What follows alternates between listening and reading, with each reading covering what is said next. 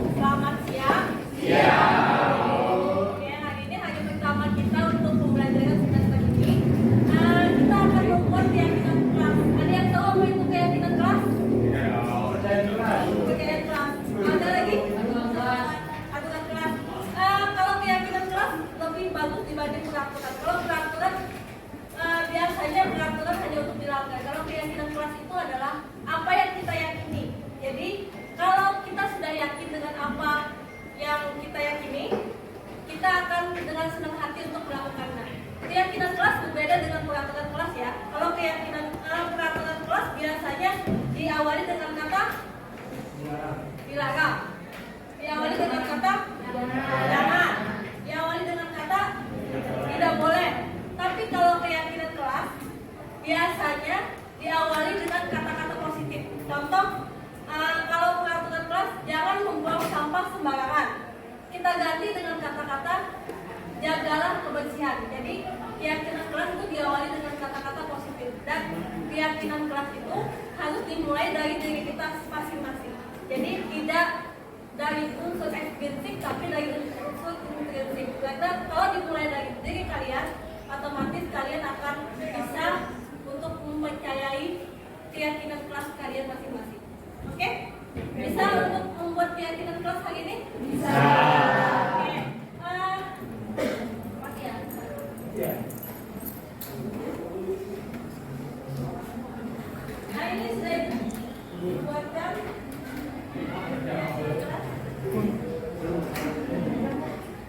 Nah, ini dibuatkan di Jamboard. Linknya sudah dibagikan di grup kelas. Silakan diisi. Silakan ini sticky note yang ada di bawah panah. Silakan diisi. Silakan diskusikan dengan teman sebangku kalian. Apa keyakinan yang ingin kalian buat untuk satu semester yang akan datang? Silakan. Ibu beri waktu 15 menit cukup?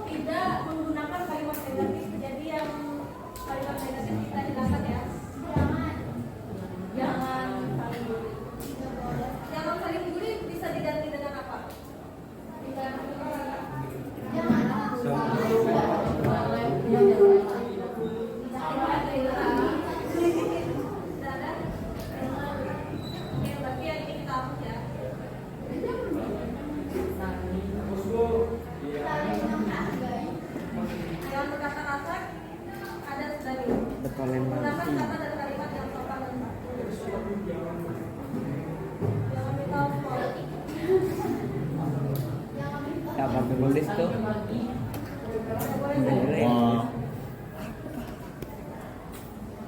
Kalau jangan untuk mereka berarti apa? Kalimat positif. Membayar waktu.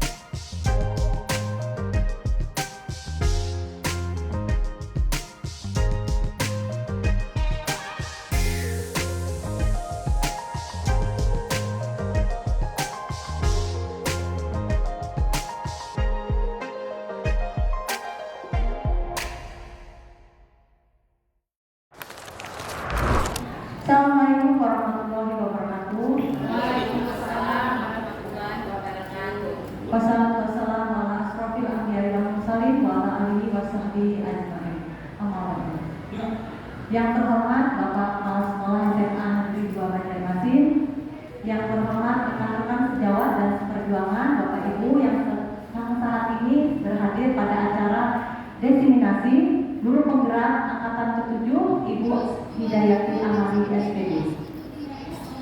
Baiklah Bapak Ibu sekalian, untuk mempersingkat waktu, kita awali acara ini dengan pembukaan. Marilah kita sama-sama membacakan basmalah. Acara kedua, sambutan dari Bapak Kepala Sekolah SMA Negeri 2 Banjarmasin, Bapak Haji Muhyiansah SPD MIKOM. Waktu dan tempat kami persilakan. Ya. Assalamualaikum warahmatullahi wabarakatuh. Bismillahirrahmanirrahim. Alhamdulillah kita masih bisa bersama dalam kondisi pada hari ini dalam rangka terkait dengan pembelajaran ya, destinasi CGB Angkatan ke-7. Alhamdulillah ini telah saya sempat ini luar biasa. CGB ini mulai mewarnai ya, akhir pembelajaran di SMA 2, dan insya Allah akan memberikan inspirasi pada seluruh warga SMA 2 untuk menjadi CGB juga. Ini kita harapkan di SMA 2 dan harapan pribadi di sekolah. Dengan hadir ini sangat berharap perubahan-perubahan yang signifikan, yakni terkait dengan cara pembelajaran, prestasi anak, kompetisi anak, mudah-mudahan kita lebih berwarna, lebih berpengaruh dan lebih berkompetisi. Itu saja mungkin harapan kami. Semoga CGB di Banjarmasin semoga lebih jaya.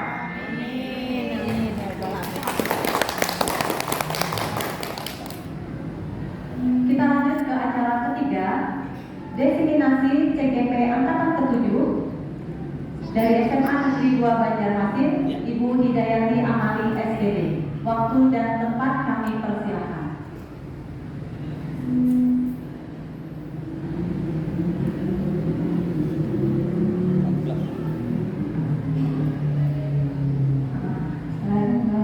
Assalamualaikum warahmatullahi wabarakatuh. Sebelumnya saya ucapkan dulu selamat datang para guru hebat. Di sini saya bukan bermaksud untuk menggurui, tapi mari kita belajar bersama, berkolaborasi, saling mendukung demi mewujudkan disiplin positif di sekolah kita. Jadi kita saling kolaborasi aja. Bukan berarti saya lebih bagus dan lebih banyak pengalamannya. Kita lanjutkan. Sebelumnya saya mau cerita dulu. Saat ini saya sudah menyelesaikan modul 1. Jadi di dalam modul penggerak itu ada 3 modul. Jadi baru menyelesaikan selengkapnya. Di dalam modul 1 ini ada 4 pembahasan. Yang pertama ada filosofi pendidikan Ki Hajar Dewantara. Di sini diajarkan bagaimana kita perilaku kepada murid, bagaimana kita mengkondisikan kita kepada murid kita. Kemudian yang kedua ada nilai dan peran guru penggerak.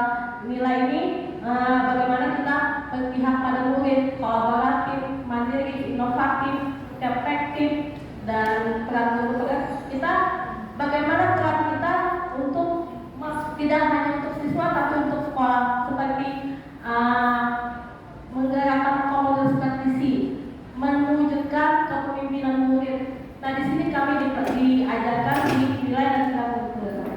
Selanjutnya ada misi. Kan kita tidak mungkin punya tujuan sebelum ada misi. Jadi kita diajarkan juga apa sih misi kita, apa sih yang mau kita capai. Nah, di misi guru penggerak ini. Nah, yang keempat ini kita diajarkan tentang budaya positif. Budaya positif ini yang saya mau diseminasikan kepada Bapak Ibu sekalian. Bagaimana budaya positif di sekolah kita supaya lebih baik lagi ke depannya. Oke.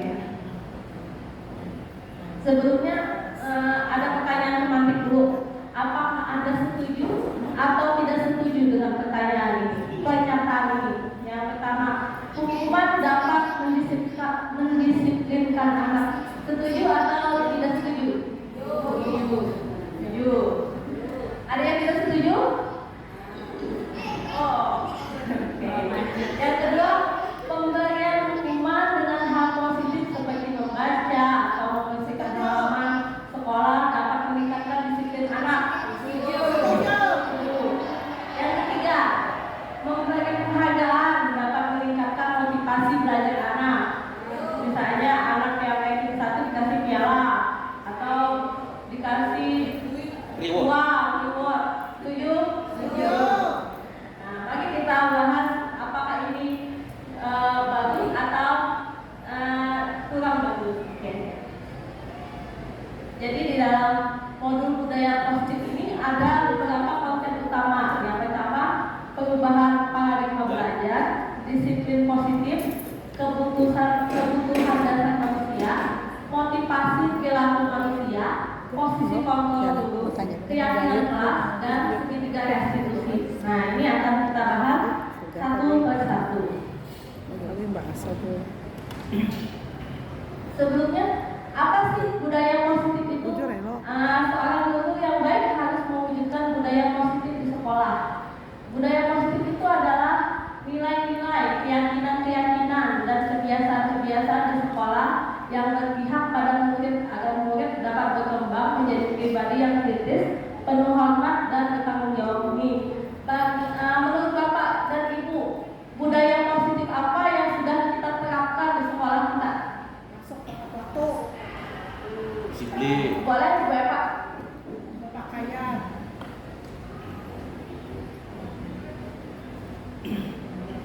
Ditetapkan budaya positif di sekolah kita seperti masuk harus tepat waktu masuk sekolah, misalnya jam 7.30, berakhir sampai 16.00. Kemudian mengenai perlengkapan pakaian dari kepala sampai kaki, misal kaos kaki harus berlogo sama bola. Kemudian kebiasaan-kebiasaan positif lainnya adalah dari mereka bertutur kata, sopan santun, perilaku dan sebagainya. Ucapan salam, senyum, 5S. Itu saja, terima kasih. Terima kasih Bapak. Jadi kita sudah secara tidak langsung kita sudah menerapkan budaya positif di sekolah kita. Apalagi 5S itu kayak sudah menjadi bagian dari SMA 2. Senyum, salam, sapa, sopan, santun. Nah, kita lanjutkan. Kita bahas lagi apa sih budaya positif yang diharapkan. Nah, pembelajaran dengan paradigma baru. Pembelajaran dengan paradigma baru ini dirancang berdasarkan prinsip pembelajaran yang berdiferensiasi, artinya berbeda. Kita tidak bisa memperlakukan setiap anak itu sama, karena latar belakang anak itu berbeda-beda. Ada dari ekonominya, dari kemampuan berpikirnya, dari perasaannya juga berbeda. Kadang-kadang ada yang baperan, ada yang kuat. Nah, jadi karena itu setiap murid belajar sesuai dengan kebutuhannya dari tahap perkembangannya sesuai teori psikologi modern. Tujuannya apa? Untuk mewujudkan profil pelajar Pancasila. Nah, profil pelajar Pancasila ini sudah kita cantumkan di visi sekolah kita yang baru, yaitu yang beriman bertakwa kepada Tuhan Yang Maha Esa, kebinekaan berkorban, bergotong royong, kreatif, benar kritis, dan mandiri. Nah, perubahan paradigma ini memunculkan teori kontrol atau teori pilihan. Tapi ini berupa ilusi. Ilusi ini maksudnya menurut kita benar, sebenarnya itu sesuatu yang kurang tepat. Contoh, ilusi bahwa gurulah yang mengontrol murid. Sesuatu guru itulah, murid itu harus sesuai dengan kemauan gurunya. Gurulah yang mengontrol murid. Nah, ini sesuatu ilusi tidak tepat. Yang kedua, ilusi bahwa kritik dan membuat orang merasa bersalah dapat menguatkan karakter. Ya tadi kayak misalnya kamu seperti ini cuma membuat merasa bersalah. Nah, ini juga ilusi, tidak bisa, tidak tepat. Ilusi bahwa semua penguatan positif, efektif, dan bermanfaat ini juga prinsip bahwa orang dewasa memiliki hak untuk memaksa, karena siapapun orangnya, baik itu muda, baik itu anak-anak, baik itu orang dewasa, pasti tidak mau dipaksa. Jadi di dalam buku putuk ini kami diajarkan untuk tidak memaksa, karena sebuah paksaan itu hasilnya tidak bagus. Contoh misalnya ada anak yang sholat karena terpaksa, kemungkinan ketika sholat dia sholat tapi hatinya tidak di tempat sholat, bisa aja hatinya masih di tempat bermain. Jadi orang dewasa memiliki hak untuk memaksa, tidak bisa, tidak lagi. Terus disiplin positif, apa sih disiplin positif? Dalam budaya kita, makna kata disiplin dimaknai menjadi sesuatu yang dilakukan seseorang pada orang lain untuk mendapatkan kepatuhan. Kita cenderung menghubungkan kata disiplin dengan ketidaknyamanan.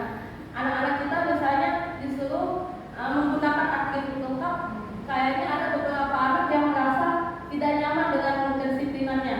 Disiplin yang kita mau, karena itu sebagai pendidik, tujuan kita adalah menciptakan anak-anak yang memiliki disiplin diri. Jadi disiplinnya bukan dari orang lain, tapi disiplinnya dari dirinya masing-masing, sehingga mereka bisa berperilaku dengan mengacu pada nilai-nilai kebajikan universal dan memiliki motivasi intrinsik. Motivasi intrinsik artinya motivasi yang berasal dari dalam dirinya, bukan ekstrinsik, bukan dari orang lain. Karena segala sesuatu yang berasal dari diri kita, itu kita merasa lebih nyaman untuk mengerjakannya dibanding kalau itu adalah keinginan dari orang lain. Jadi disiplin positif ini merupakan salah satu contoh penerapan disiplin yang bertujuan untuk menumbuhkan kesadaran serta memberdayakan anak untuk melakukan sesuatu tanpa sogokan, tanpa ancaman, dan tanpa hukuman. Sogokan misalnya, anak mau membuang sampah pada tempatnya dengan imbalan misalnya mendapat reward dari sekolah misalnya. Nah itu bisa aja jadi sogokan namanya. Jadi bukan karena kehendaknya, tapi dia mau melakukan sesuatu yang baik karena dia mau sesuatu, mau rewardnya aja. Terus ancaman, dia mau melakukan sesuatu karena diancam, itu juga tidak bagus. Misalnya kamu kalau tidak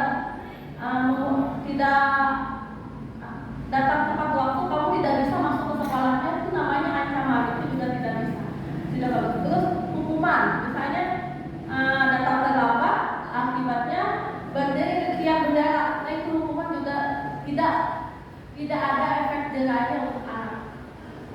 Karena itu kembali lagi ke sebelumnya, itu motivasinya motivasi ekstrinsik, bukan motivasi intrinsik dari dalam dirinya. Bisa dipahami ya Bapak Ibu ya? Bisa. Terus kebutuhan dasar manusia itu ada 5. Yang pertama bertahan hidup. Kita kan makan untuk hidup, apa hidup untuk makan? Makan untuk hidup. Makan untuk hidup. Jadi kita makan itu untuk bertahan hidup. Jadi kebutuhan dasar manusia pertama adalah kita bertahan hidup. Yang kedua, kasih sayang dan rasa diterima. Tidak ada manusia yang mau hidup sendiri, tapi memerlukan kasih sayang dan rasa diterima oleh orang lain. Karena kita secara kodratnya kita adalah makhluk sosial yang perlu bersosialisasi dengan orang lain.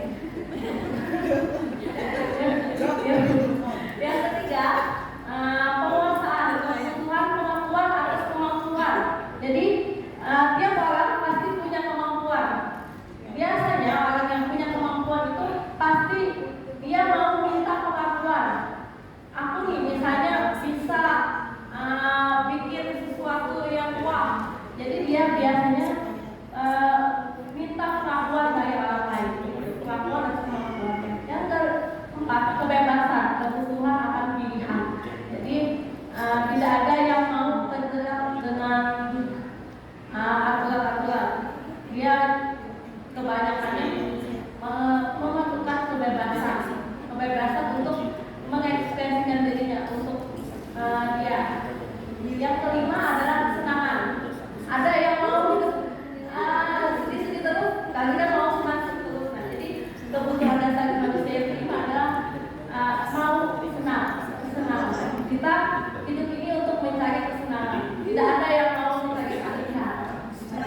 Oke.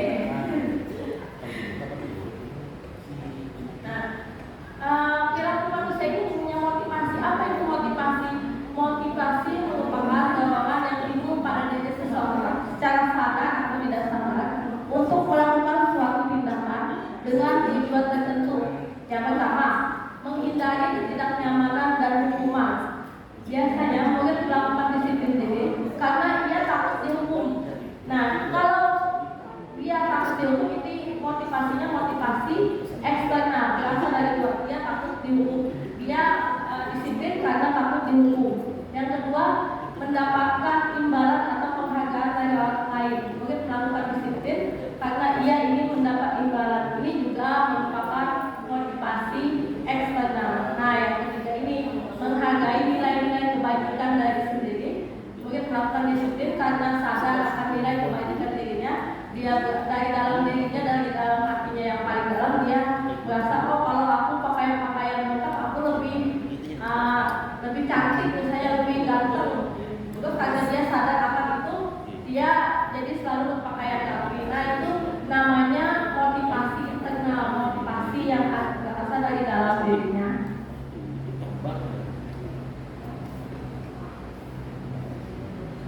Nah, konsep disiplin ini ada yang dengan identitas gagal. Berarti maksudnya disiplin yang gagal, kedisiplinan yang gagal.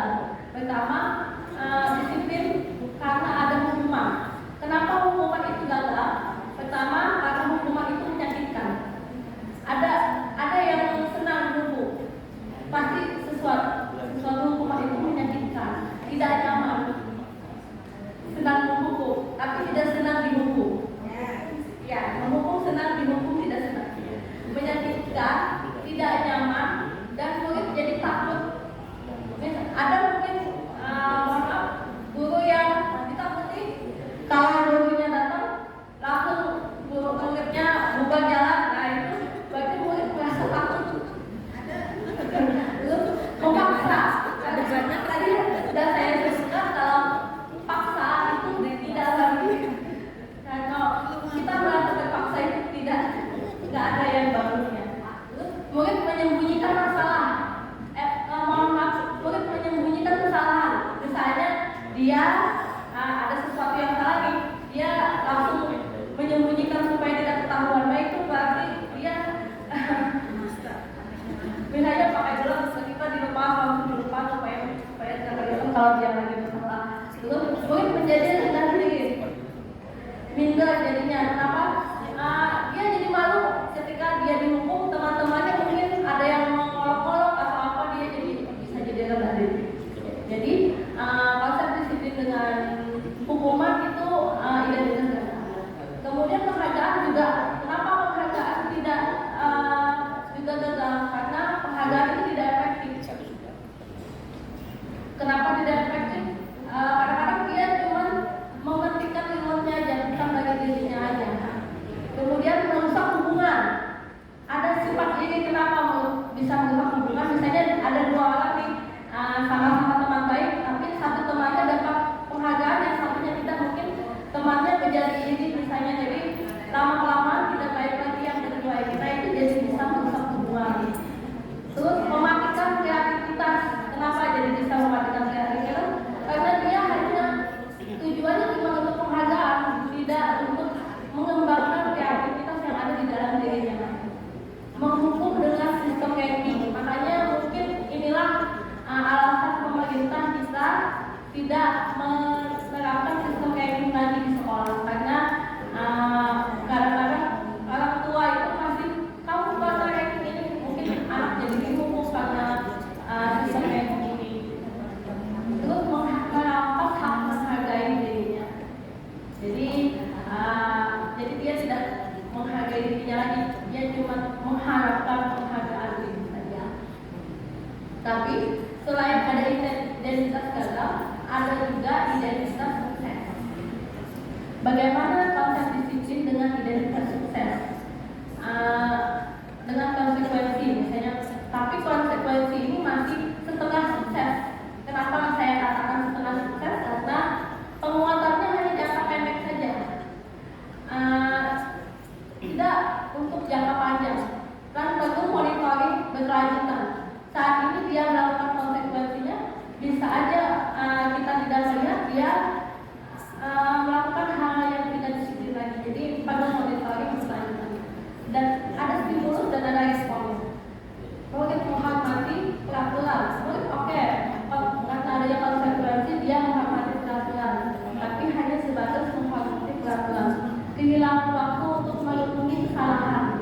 Jadi ketika dia salah, kita langsung beri konsekuensi, dia sudah lupa dengan kesalahannya, dia sudah memikirkan konsekuensinya aja.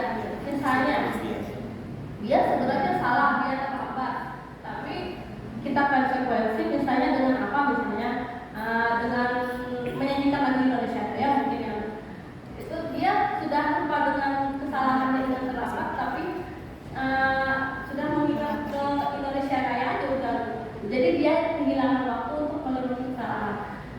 Saat ini konsep disiplin yang menurut saya ya, dengan identitas sukses itu adalah dengan restitusi. Restitusi ini membuat murid bertanggung jawab atas perilakunya, fokus pada pemecahan masalah jangka panjang. Murid menghormati dirinya dan orang lain. Adanya teori kontrol, dirinya yang memegang kontrol, murid yang memegang kontrol. Terus murid bersemangat untuk memperbaiki kesalahan. Ada yang tahu Bapak Ibu apa itu restitusi? Oke, nanti kita bahas apa itu restitusi.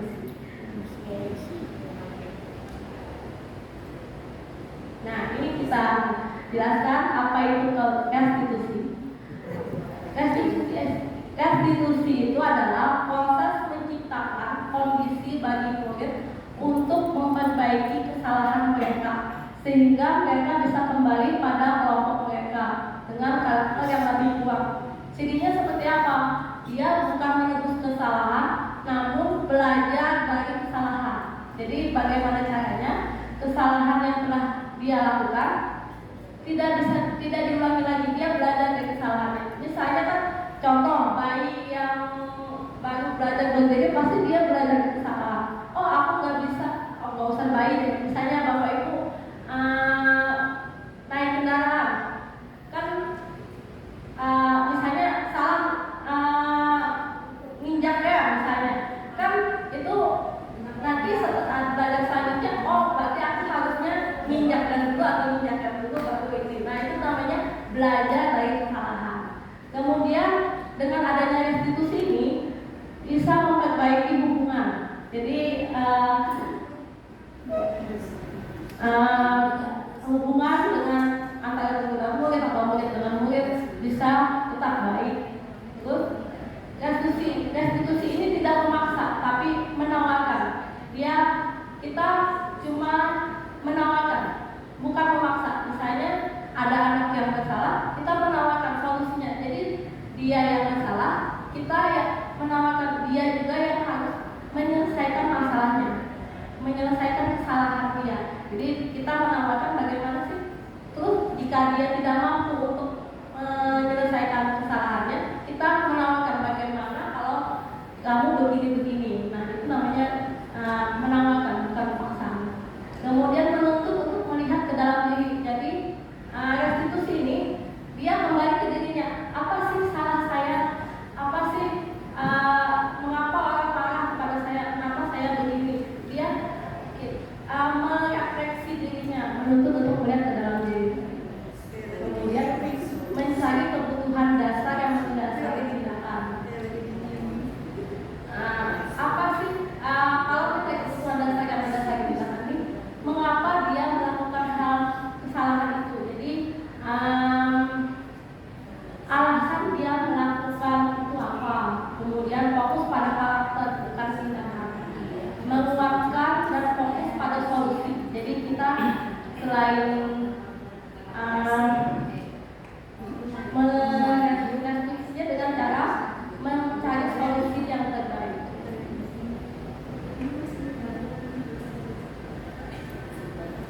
Nah, perbedaannya apa? Ini contoh kasus seperti misalnya siswa sulit tidak mengerjakan tugas.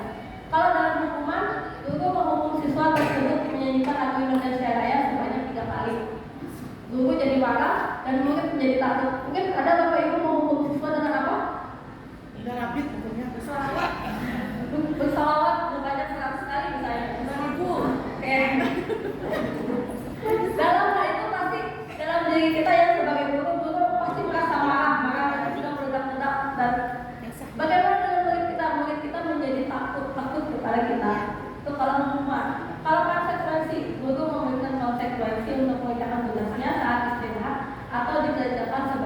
kali lipat.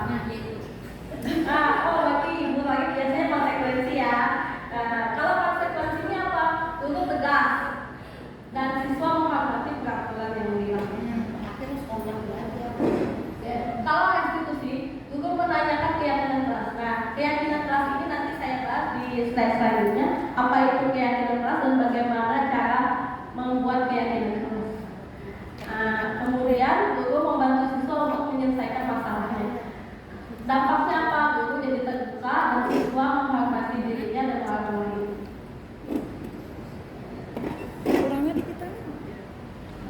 Dalam konstitusi ini ada 5 posisi pokok. Yang pertama penghukum, pembuat rasa bersalah, teman, pemantau, dan manajer. Apa sih 5 posisi pokok ini? Saya kasih contoh 5 posisi pokok. Kasusnya adalah siswa tidak memakai atribut lengkap saat upacara pernikahan. Kalau tipe penghukum, patuhi aturan sekolah, lalu berdiri di depan barisan. Nah, itu namanya tipe penghukum. Atau hormat di depan bendera, misalnya, itu penghukum juga. Kalau pembuat merasa bersalah, berapa kali ibu harus memberitahu kamu, ibu kecewa sama kamu. Membuat siswanya jadi merasa bersalah dengan dirinya. Kamu itu sudah bikin ibu kecewa. Terus kalau teman menganggap dirinya sama, sepadan. Ayolah yang tertipu buat ibu bangga. Kalian ini tidak apa-apa, kamu salah. Maksudnya? Nah, Teman. jadi kita jadi teman buat muridnya. Ayo nak sayangi kamu. Iya. Kalau fraksi pemantau, kamu sudah melanggar. Apa peraturan dan konsekuensinya? Nah, pemantau itu kita memantau siswa, terus kita langsung, kamu sudah melanggar ini, kamu sudah pinnya di dalam pak, kopinya nggak ada. Apa peraturan dan konsekuensinya? Itu namanya pemantau. Kalau manajer, kita berbicara dari hati-hati. Apakah kamu tahu kesalahanmu? Jadi kita bukan menjurus kamu kesalahanmu ini, tapi kita nanya dulu ke dia. Dia merasa salah nggak? Apa kamu tahu kesalahanmu? Jadi kita nanya dulu ke siswanya. Kamu tahu nggak kesalahanmu apa? Misalnya dia belum sampai ke maksud kita harus gali tuh sampai dia mengakui kesalahannya apa. Nah, makanya kita harus menggali dulu sampai dia mengakui kesalahannya apa. Setelah itu baru kira-kira bagaimana kamu akan memperbaiki kesalahan ini. Jadi dari dia sudah mengakui kesalahannya, kemudian bagaimana dia memperbaiki kesalahan yang telah dilakukan. Itu adalah posisi manajer. Nah, Bapak Ibu berada di posisi yang mana? Oh, Bapak adalah manajer. Ada yang memantau, ada yang membuat rasa bersalah, ada yang menghukum. Ya, tadi saya sudah jelaskan tentang keyakinan kelas. Apa sih keyakinan kelas itu? Mengapa tidak peraturan kelas saja? Karena keyakinan kelas berbeda dengan peraturan kelas. Biasanya ada kata-kata jokes dari murid-murid itu peraturan peraturan ada untuk apa? Untuk dilanggar biasanya. Nah, makanya peraturan kelas tidak dipakai. Terus ada lagi pertanyaan, mengapa kita memiliki peraturan tentang penggunaan helm pada saat mengendarai kendaraan roda 2 ke motor? Mengapa kita memiliki peraturan harus datang tepat waktu sekolah? Karena yang lebih bagus itu adalah keyakinan kelas, bukan peraturan kelas. Karena tadi peraturan dipakai ada untuk dilanggar. Keyakinan kelas itu apa? Seseorang yang akan lebih tergerak dan bersemangat untuk menjalankan keyakinannya daripada hanya sekedar mengikuti serangkaian peraturan. Murid-murid pun demikian, mereka perlu mendengarkan dan mendalami suatu keyakinan. Daripada hanya mendengarkan peraturan yang mengatur, mereka harus berlaku begini dan begitu. Bagaimana pembentukan keyakinan kelas? Yang pertama, lebih abstrak dari peraturan. Biasanya kalau peraturan tidak boleh memakai sepatu berwarna nilai hitam. Jadi kalimatnya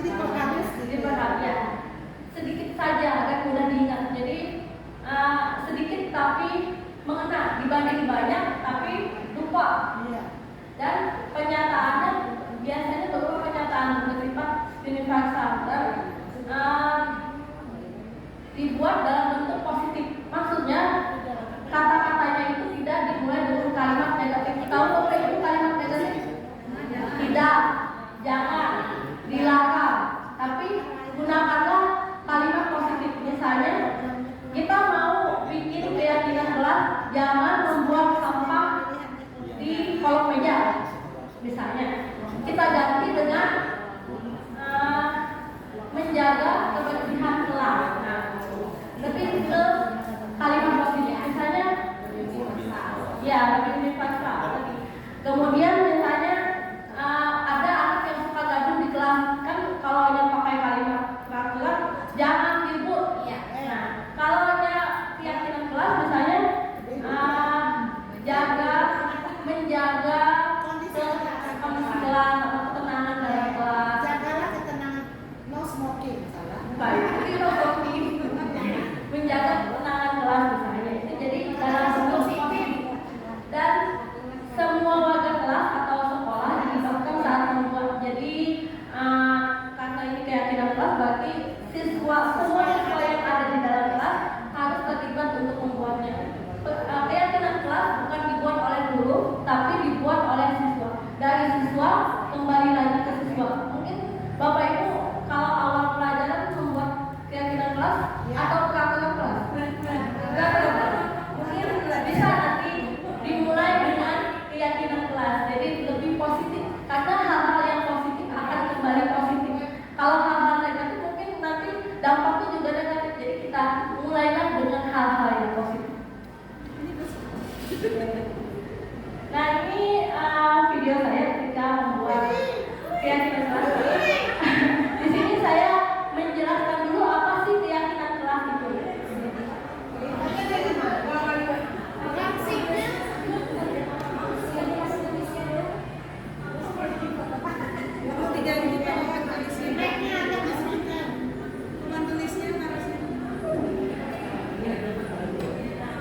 Jadi di situ saya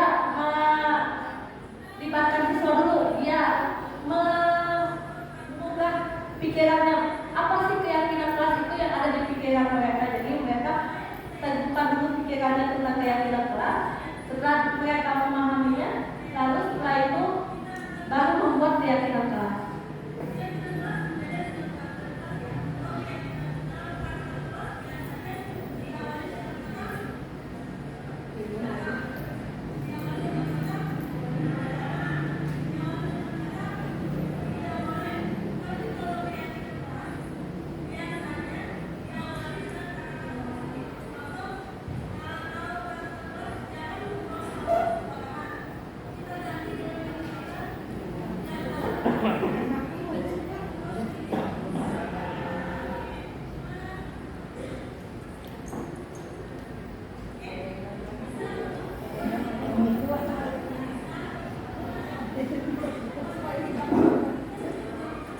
Nah di sini saya membuat keyakinan kelas menggunakan Jamboard.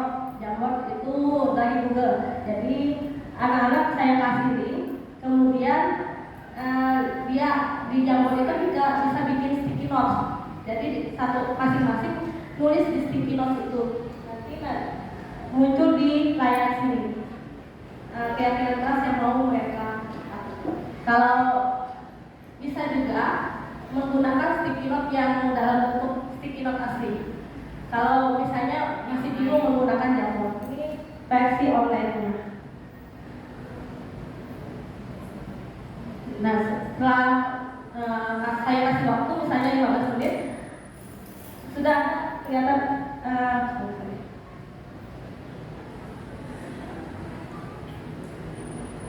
ini ada beberapa sudah yang muncul. Nanti kita seleksi lagi keyakinan kelas yang sesuai atau ada yang double, itu kita hapus. Jadi tidak semua dari siswa itu kita masukkan ke keyakinan kelas, tapi kita saling lagi mana yang bisa kita masukkan ke keyakinan kelas itu. Setelah sudah setuju semuanya, kemudian siswa membuat penandatanganan. Dia tanda tangan persetujuan dengan keyakinan kelas yang sudah mereka buat. Jadi mereka yang buat, mereka harus setuju juga dengan apa yang mereka buat. Ini adalah penandatanganan ketika keyakinan kelas sudah selesai.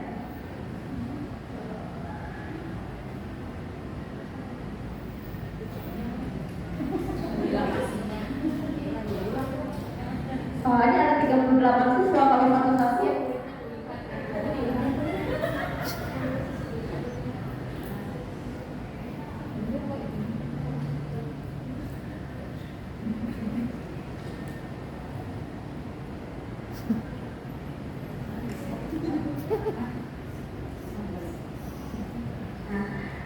Ini mereka akhirnya sudah punya keyakinan kelas.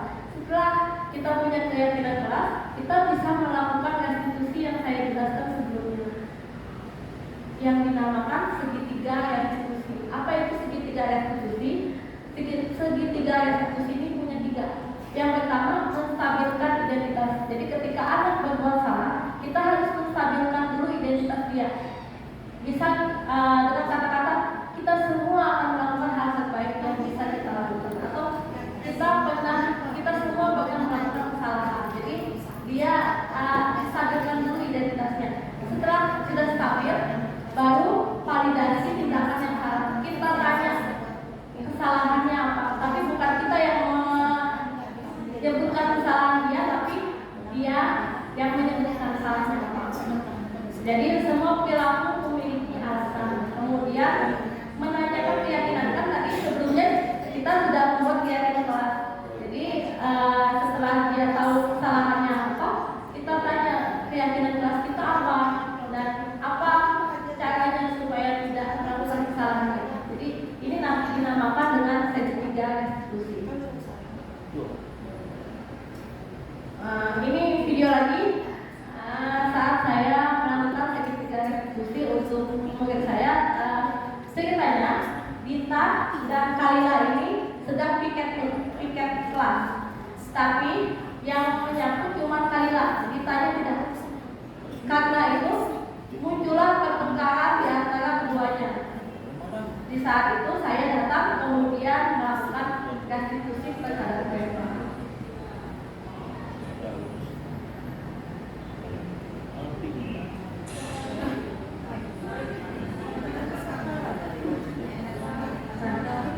Dan sebelum itu kita harus menstabilkan identitasnya. Jangan sampai konyol-konyolan. Kita harus stabilkan identitas mereka dulu.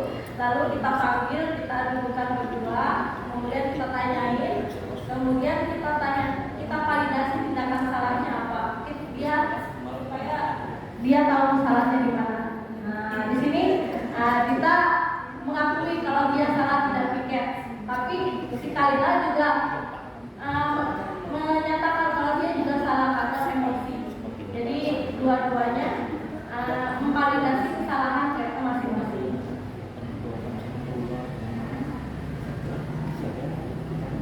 Setelah itu baru menanyakan keyakinan kelas dari luar, kemudian apa sih keyakinan kelas kita dan bagaimana supaya kejadian seperti ini tidak terulang kembali.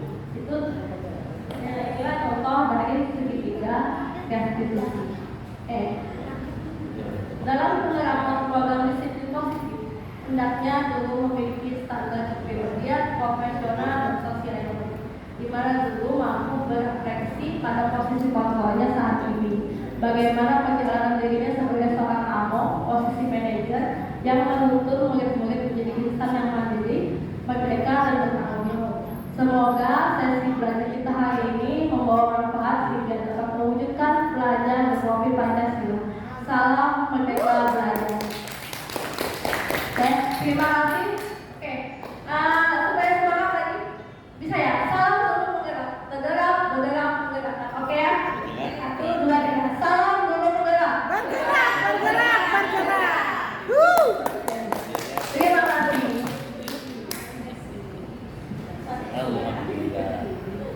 Demikianlah diseminasi dari CGP kita angkatan ke-7 Ibu Amali. Terima kasih. Semoga apa yang disampaikan Ibu Amali bermanfaat buat kita semua.